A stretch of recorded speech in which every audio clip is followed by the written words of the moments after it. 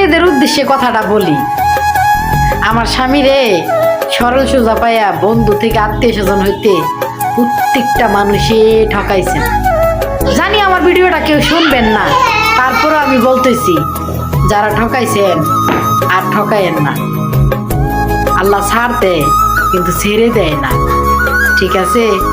একদিন না একদিন কিন্তু সেই হিসাবগুলা দিতে হইব।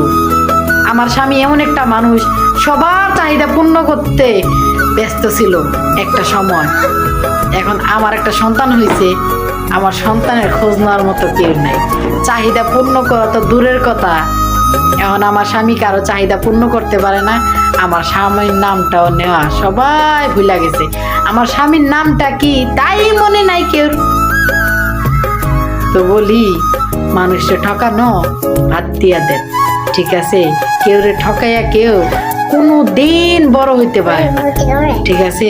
হয়তো বা আমি গরিব থাইকেই যাবো, একদিন না একদিন আল্লাহ আমার সফলতার মুখ দেখাইবি, ঠিক আছে?